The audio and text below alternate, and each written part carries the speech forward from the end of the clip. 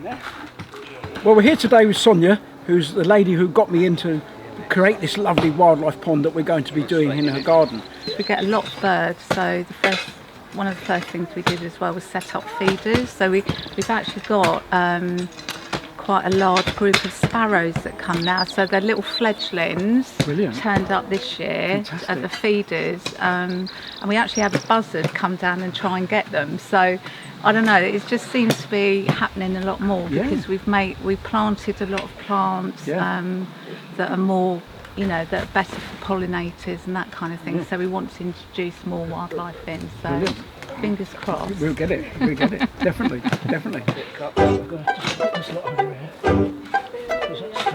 Just do a bit, just go a little bit further on. That's it. It's a lot easier. There you go. Happy days.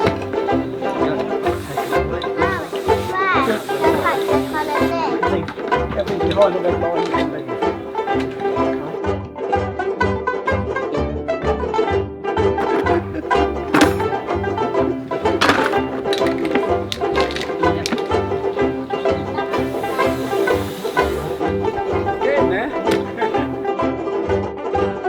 So what we're doing, we're now putting some shape in the pond, and that shape makes the interest in the pond. It makes interest for people, but also the interest for creatures. Because when you're suddenly watching a newt, and all of a sudden it disappears down into a deep gully, that can be quite exciting, and you sort of wonder where it's gone, because you don't know quite where that gully might be going. It might be a very interesting, magical gully. So it can be very, very good. And this is what adds the magic to the pond. Now, ideally, you don't want it sloping in towards the pond, because when you put loose soil back on top of that, on top of the liner, that all washes to the base of the pond. So when you build a plant shelf, you've got to step it back, so it's actually dug into the back of the pond, and that makes it and creates, like I'm doing here, that actually creates a deeper gully at the back, and that deeper gully at the back means that when you put plants on it, and for safety, when people step in, they're not going to slide into the bottom of the pond. They can step into a pond with safety in mind, and that's really important for small children. So we do that when we actually finish the levels, and we actually dig those plant shelf shapes in, and they're very important to get them dead right before we fit the liner. So Nathan, what's the weirdest thing you've dug up in a job like this? Weirdest thing? What do you ever find? Do you find things when you're digging? Haven't found anything major. Bits of horse bone. I know Pete's dug up a whole horse skeleton, but I wasn't there. That was at Ditchling area. Incredible. And that's quite amazing. And we found that there was about 4 horses been chucked in this pond. I dug up two clay faces. What I thought was just a standard piece of like red clay. Pulled it out, and it's 2 faces that somebody has sculpted into clay.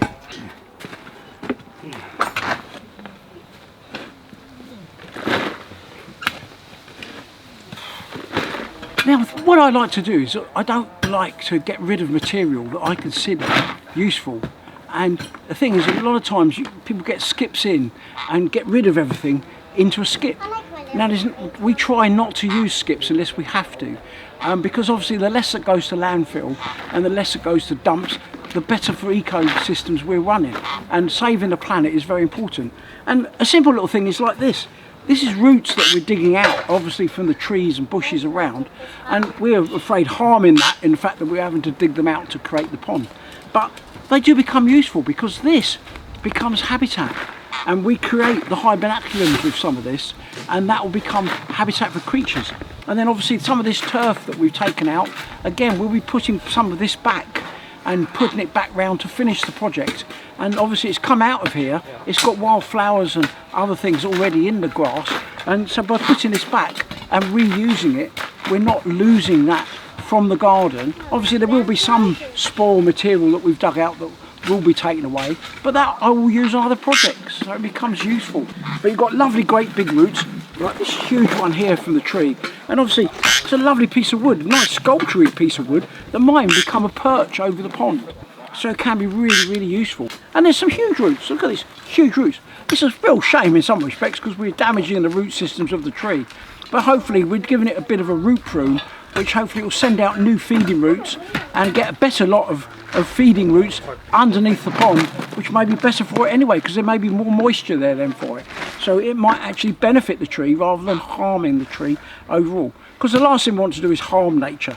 We want to improve and increase nature, not destroy it. Well, the worm, he was in the sand and he's like a wriggly, but he's always wriggly all the time. And worms, they're really good and they're really special. So you must not hurt one, because if they break or hurt, you must bury them somewhere. Wow, he's a long wiggly worm, isn't he? Yeah. It lives with its family in the ground. I'm going to put him back where he belongs. I'm going to dig a hole and then put him where he belongs.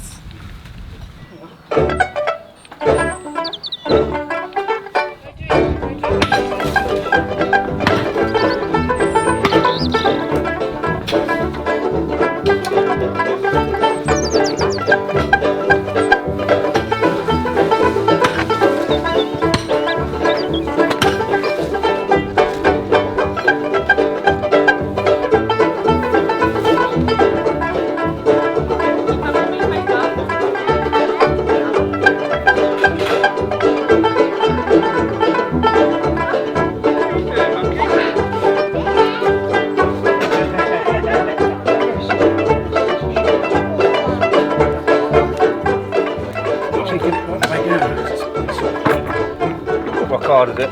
Yeah. See my weight sweat. Yeah, you get to the chalky bits. And you see all the lines of white in there. Nathan, I'll put you on this side. Or vice versa, it doesn't really matter. It's just hard soil, I think. It's tough, isn't it? I think I've over straightened, I've just bent it so it wasn't that straight before. You have to work Just a bent the spade. spade. You have to do it like this and work it, otherwise you break it. Yeah, it's definitely straightened. Just got to work it in with a spade. Dig it out. Because it's made for fence posts. Fence post holes. So if you've got to take a fence post in and meet up. Basically, this is back to the original base soil of the downs. So this is what we call poor topsoil, which is a lime topsoil, which is ever so good for certain growing certain plants. You know, you want to put downland species in, sometimes like cowslips and some of the things up on the downs. This soil is beautiful for that. You know, I'll try and limit some of this going in the pond because it'll put a bit too much lime in the pond, and I want to limit that. Even though when you look at it, chalk streams on the downs are the cleanest water and have some beautiful species in it down near Winchester, and from here all the South Downs back to here, all the chalk streams are absolutely wonderful. But as they come towards Eastbourne, so they get lower in diversity. It's basically because there's not a great deal of diversity of good streams coming from our downs. We've got a lot of springs like Litlington and Wilmington, and that all stream fed villages, and they're all come up from springs under the edge of the downs, but they don't have good river systems, so we haven't got a really nice, like they have in Winchester, really nice clean chalk streams, which are really good.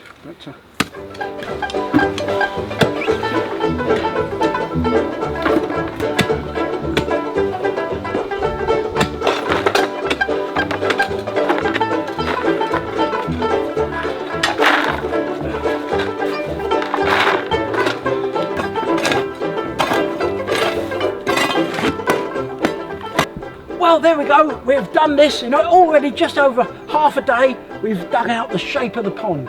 So come back in a couple of days' time, sign in again and see how a wildlife pond is created fully and then planted and even seeded with creatures.